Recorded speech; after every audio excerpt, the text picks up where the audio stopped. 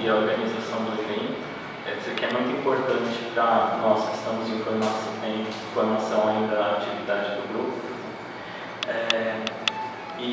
Para mim é muito importante estar aqui hoje, porque quando eu comecei essa pesquisa eu apresentei um pôster no evento dos 200 anos da academia, e agora concluída, essa etapa relativamente feita, eu trago aqui alguns resultados.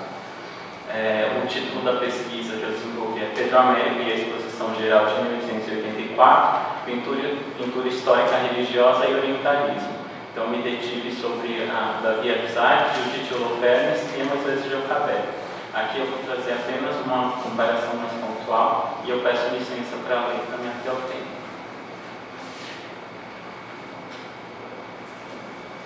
Em 1884, aconteceu no Rio de Janeiro a 26ª Exposição Geral organizada pela Academia Imperial de Belas Artes.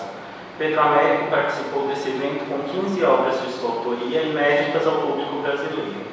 Nessa comunicação, me ocuparei de uma dessas obras e de parte de sua recepção crítica durante a exposição. Trata-se da pintura apresentada como Judite rende graças a Jeová por ter conseguido livrar sua pátria dos furores de Holofernes, realizada em Florença no ano de 1880. Nesta composição, que remonta ao livro de Judite do Antigo Testamento, podemos ver o momento em que a viúva da cidade de Betúlia louva ao Deus de Israel após ter decapitado o general Holofernes. Observamos essa mulher de cabelos negros com muitos adornos, representada de corpo inteiro, olhando para os céus, com os braços levantados e a palma de suas mãos voltadas para cima. No chão, ao seu lado direito, a espada de Holofernes, general de Nabucodonosor, utilizada por Judite para decapitá-lo. E à esquerda, dos pés da viúva, jaz a cabeça do general. Enquanto a cabeça permanece sobre um tapete, cujos detalhes são cuidadosamente reproduzidos por Américo, a cimitarra ensanguentada divide-se entre o tapete e um tecido branco e dourado. A crítica brasileira teceu alguns comentários sobre o momento escolhido por Américo, considerando pouco verossímil em função da serena expressão de Judite. Félix Ferreira afirmou que falta-lhe a expressão do nervosismo que devia dominá-la. Segundo ele, o instante escolhido, representado à maneira de Américo, só poderia ser considerado verossímil se interpretado pela teologia, pela ação do sagrado. Juntando-se ao coro dos demais críticos, acredita que o quadro não se sustenta sob as regras da verdade ao representar esse episódio. O crítico da revista Ilustrada concorda com Ferreira, como se percebe a seguir. A pintura histórica não pode ser considerada senão como realista. A poesia, o idealismo e a fantasia devem ceder o passo à verdade do fato que o artista reproduz, empregando essas três coisas apenas como um meio de embelezar a composição, mas nunca de modo a sair fora da verdade do assunto, sacrificando a realidade e a fantasia sob a pena de cair em grave erro. Na Judite do Sr. Pedro Américo, tudo é sacrificado, até o critério. Não é preciso ser artista para compreender que aquela mulher, depois de passar a noite na tenda de Holofernes, à espera que este adormecesse, não perderia seu tempo a enfeitar-se.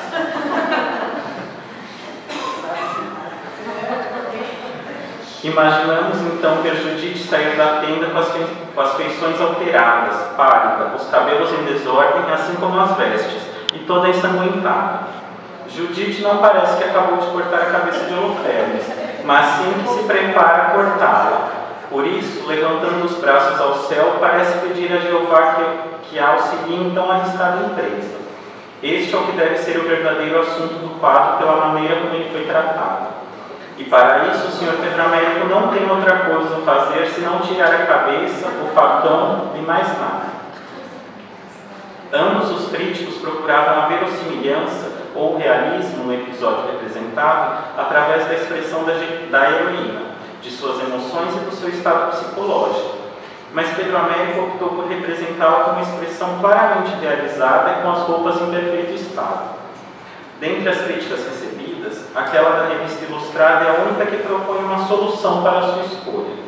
Em sua interpretação, a expressão de Judite só se explicaria se o instante escolhido fosse antes de degolar o general assírio, Nesse momento em que se prepara para agir, seria plausível a sua expressão, e aí eu cito, calma e plácida, sem a menor pinta de sangue e com as vestes muito direitinhas, assim como o penteado e todos os enfeites que a adornam. Fim de citação. Oscar Guanabarino foi o crítico que denunciou os motivos pelo qual Pedro Américo incorreu nessas escolhas. Assim ele se manifestou. É esta uma tela de grande efeito. A fisionomia de Judite, porém, não tem nenhum traço característico indicador de que aquela mulher fosse capaz de cortar a cabeça de nenhum homem. A heroína da abertura era uma viúva, ao passo que Judite do Sr. Pedro Américo parece uma mulher ainda muito nova. Por isso, quando vimos o quadro pela primeira vez, julgamos que estávamos diante de Salomé, dançando ainda, depois de ter recebido a cabeça de São João Batista. Este equívoco da nossa parte tem plena justificação na própria figura da judia, que está resplendente de luz diurna, tendo ocorrido à noite o fato atribuído à heroína de Betúlia. Esta contradição é causada pela preocupação constante que tem o Sr. Pedro Américo de querer impor-se somente pelas cores, sacrificando a arte ao material da própria arte. Se a sua cena fosse pintada como deveria ser, com os efeitos da noite, Judite não teria as pompas do seu brilhante vestuário e o bonito efeito da tela ficaria prejudicado, no entender do nosso pintor. No entanto, o que Guanabarino critica, a ênfase ao colorido, é justamente o que revela o modelo artístico eleito pelo pintor brasileiro, em consonância com certa modernidade como apontada por parte da crítica europeia. Américo não pretendia, nesse caso, ser realista através da representação do horror e do choque despertado pelo momento escolhido, mas através da representação do cenário, dos tecidos e acessórios, aspecto que pouco ocupou as colunas de Ferreira e Agostinho. No mesmo artigo, ao comentar sobre a estampa ao fundo da rabequista árabe, Guanabarino diz: este planejamento faz logo lembrar as roupas de Judite, é o mesmo tecido, sem tirar nem pôr. Guanabarino foi o único a comentar a utilização do tecido nas duas composições, na representação de um tema da tradição, fato ocorrido num passado remoto, e na pintura de gênero, contemporânea a princípio, já que não há nenhuma indicação que nos remeta a outro tempo histórico. A preocupação pela verossimilhança e o interesse descritivo na representação detalhada dos mais diversos acessórios, materiais e texturas perceptível nessas duas obras é justamente um dos aspectos que permite a aproximação da pintura de Américo a muitas outras do período. O tema escolhido pelo pintor brasileiro, aquele de Judite, oferece uma personagem oriental ricamente adornada com suas melhores roupas e joias, aspecto que permitiria a inserção irrestrita dos acessórios dessa cultura material em sua pintura. A inserção de objetos orientais pode ser observada na produção do artista francês Henri Renaud, que também realizou uma representação de Judite e Holofernes. Ao rememorar tal pintura no ano de morte do artista, o crítico Paul de Saint-Victor escreveu para o Le Monde Illustré: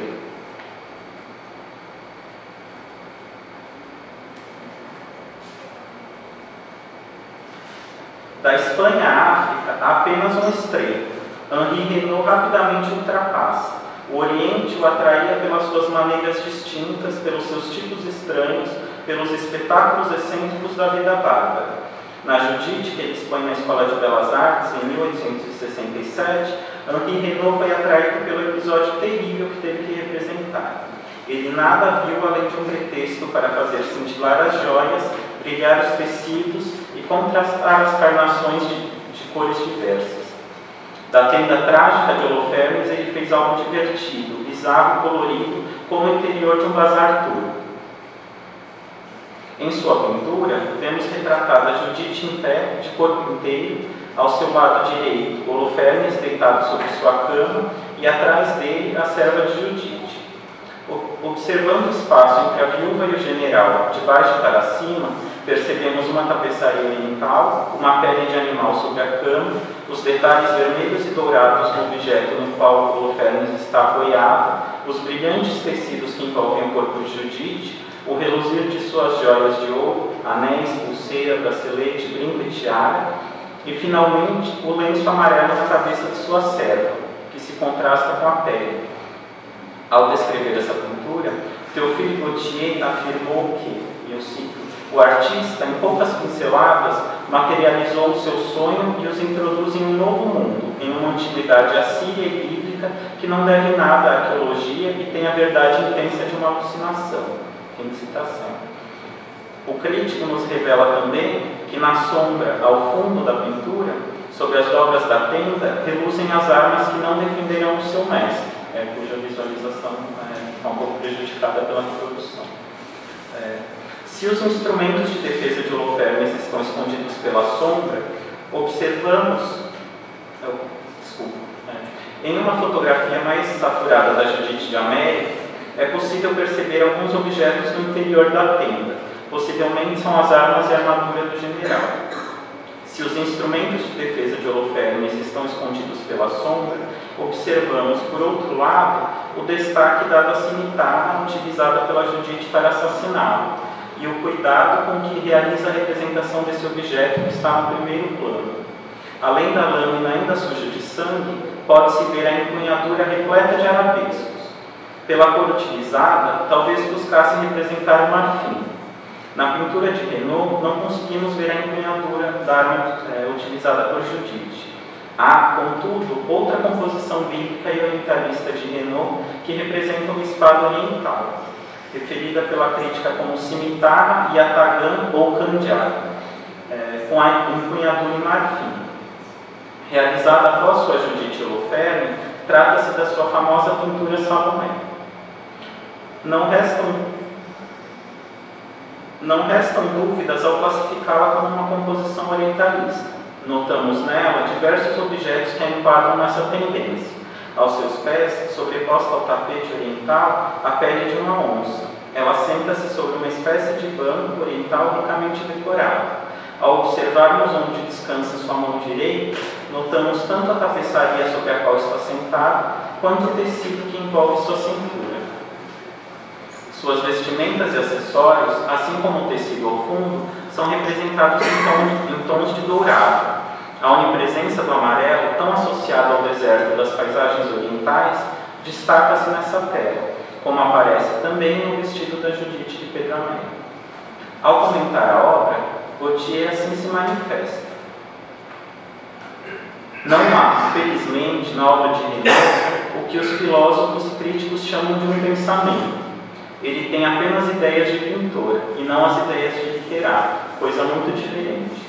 O assunto do ponto de vista dramático, histórico, anedótico, pouco preocupa, e ele não tenta atrair o interesse por cenas comoventes. Seus efeitos são os efeitos da pintura, os contrastes e combinações de cores, jogos de luz e sombras, surpresas e arrebatamentos para os olhos. Gostamos da pintura que não tem outro objetivo além da pintura. O crítico também afirma que Renaud é um colorista de primeira ordem e que sua pintura é essencialmente moderna, ainda que não se prenda à reprodução exata de coisas atuais. Para ele, enfim, Salomé é todo o Oriente. Apesar disso, a gênese da pintura de Renaud, como documentada, nada tem a ver com o Oriente, tampouco com a Bíblia. Tratava-se da representação de outro pitoresco do século XIX, os camponeses italianos. Como relata em um dos catálogos do Metropolitan Museum, essa obra foi iniciada como estudo de cabeça, realizado a partir de uma camponesa que conhecera em Roma. Nessa composição inicial, o fundo era vermelho com ornamentos azuis. Posteriormente, foi aumentada para o tamanho de um busto e intitulada Estudo de uma Mulher Africana. Ao realizá-la em ponto maior, e eu cito, ele fez a figura completa, acrescentando os acessórios e dando à pintura o seu atual fundo amarelo brilhante. O catálogo também nos informa que os tecidos que conferem à pintura muito da sua atratividade exótica foram comprados na Exposição Universal de Paris, em 1867, e na Espanha. Relata-se ainda que Renaud considerou vários títulos, Herodiade, escrava favorita e poetassa de Córdoba, antes de adotar o final, Salomé, que mantém até hoje. Podemos notar, pelos nomes considerados, a indistinção entre personagens que pertenceriam à pintura de história bíblica, como Herodiade, e aqueles da pintura de gênero, como escrava favorita. Ao rememorá-la, Paul de Saint-Victor lançava a luz, de certo modo, a essa questão. Isto é, a indistinção entre a elaboração da pintura histórica e da pintura de gênero. Eu cito.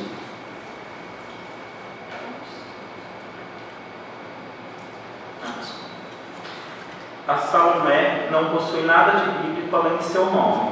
Essa bela mulher é uma dançarina moura, retirada de algum harém africano. A palavra utilizada pelo crítico, o Maomé, segundo a gravura de Alexandre Bidá no livro Souvenir do Egito, é uma dançarina oriental. O comentário do crítico demonstra que, apesar do artista identificá-la como uma personagem histórica bíblica, ela poderia ser percebida, eventualmente, como uma figura pertencente ao domínio da pintura de gênero. Se buscamos aproximar os dois artistas em um primeiro momento pelos comentários da crítica que destacavam a importância atribuída às cores ou ao colorido, em detrimento do momento representado, agora conta observar que, assim como aconteceu com a percepção de Salomé de Renaud, a Judite de Pedro Américo também foi associada a uma dançarina oriental, demonstrando como se diluíam os limites entre os gêneros pictóricos. Félix Ferreira descreveu que o brasileiro representou em sua tela uma figura formosa, cheia de graça e flexibilidade, esmeradamente colorida, vestida e ornada, mas que menos se parece com a libertadora da Betúlia do que com uma dessas bailadeiras que tão bem descreve Jacqueliot, o luminoso expoente do panteísmo na Índia. Talvez, ao mencionar Louis Jacqueliot, o crítico se referisse à sua publicação, que em 1882 já estava na 6ª edição. Uma bailadeira, ou baiadé, é para a Índia o que a Homé é para o Egito. Em suma, os dois críticos interpretaram as figuras bíblicas representadas como dançarinas orientais. Tanto Paul de Saint-Victor ao comentar Salomé, quanto Félix Ferreira ao comentar a Judite. O que se buscou demonstrar é que o interesse dos artistas em representar as texturas, brilhos e as cores por meio da inserção de objetos de uma cultura material considerada exótica, cujo interesse aumentou durante o século XIX, incorreu em duas modificações nas pinturas históricas de temática bíblica. Os artistas passaram a se importar menos com a verossimilhança do momento da história representada e mais com os efeitos pictóricos que a representação os proporcionaria, como foi apontado por uma parcela dos críticos. Em Américo, isso fica evidente por meio do comentário de que ele quer impor-se somente pelas cores, sacrificando a arte ao material da própria arte. Em Renaud, de que ele tem apenas ideias de pintor e não as ideias de literato. Gostamos de pintura que não tem outro objetivo além da pintura. Simultaneamente, buscamos demonstrar como a ênfase na caracterização ou orientalização das personagens, também realizada por meio da inserção de acessórios orientais, promovia uma mudança no modo de produção e fruição das pinturas, diluindo os limites entre a pintura histórica e a pintura de gênero, entre Judite, Salomé e dançarinas orientais. Muito obrigado.